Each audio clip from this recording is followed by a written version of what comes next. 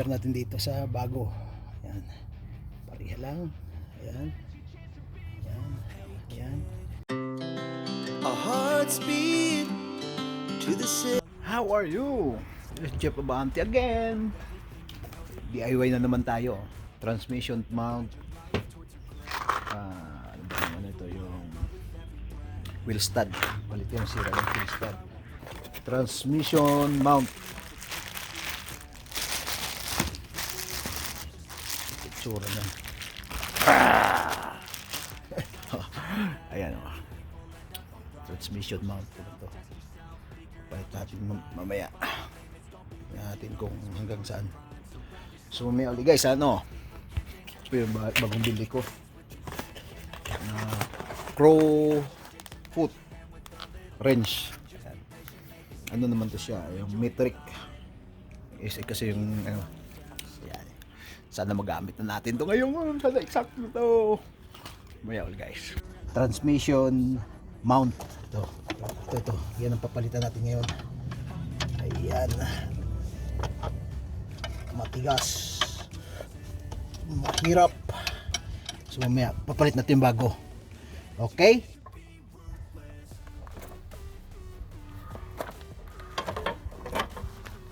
Ayan na, tanggal natin. Ayan. Ayan na siya. Compare natin dito sa bago. Ayan. Pareha lang. Ayan. Ayan. Ayan. So, ito na, bago na. Kakabit na natin yung bago.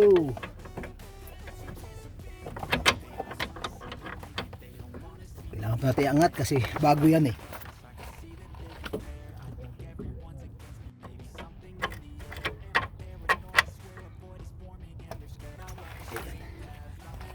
Dahan lang.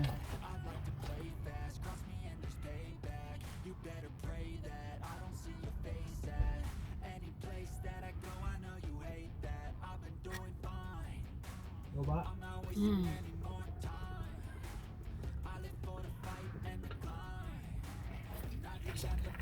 Okay na, ayan. Diba? Yun yung, ano, yun yung baba yan.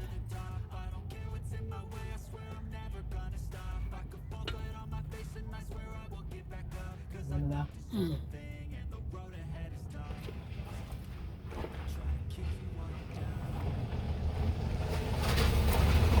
Ayan guys. Pasok na oh. Ayan na yung Ayan. Ayan siya. Sa dati oh. Diba? Oh. Ay guys, ayan. Ayan na yung ano pinalitan ko. Ito yung transmission mount. Ang guma niya. Ayun yung bago oh. Makita yung bago. Ayan, hindi makita. Ayan. Ayan yung bago. Pareha lang yan dito. Ayan oh. Oh. So, matagal din kasi ang ginamit ko, gumamit din ako nito, number 15.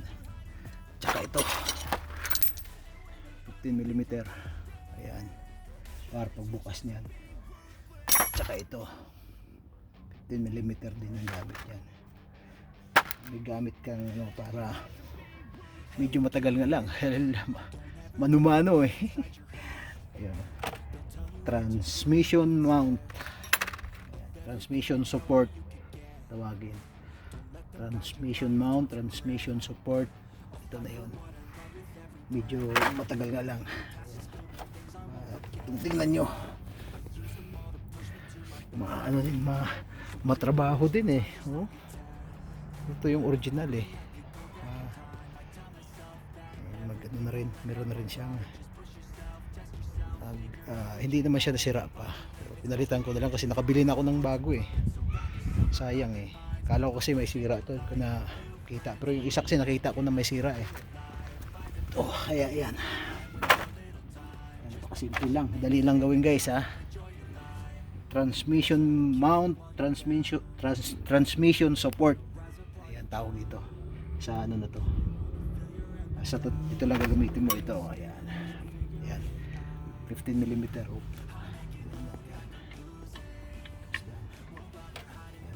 Tapos angat mo lang ano, i-jack mo dito sa baba. Jack mo yung kanyang makina yan. Tapos tanggalin mo to, kailangan tanggalin mo yan, yung dalawang yan, para maiangat mo, para di masira yung oil ano mo dun sa ano, engine oil mo doon ko silagay.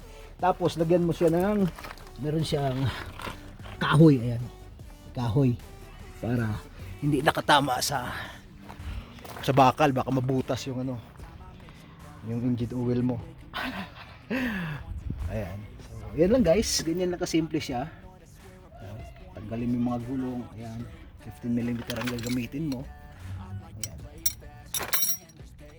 transmission mount o transmission support. Ayan guys, so maraming salamat sa panonood. God bless you.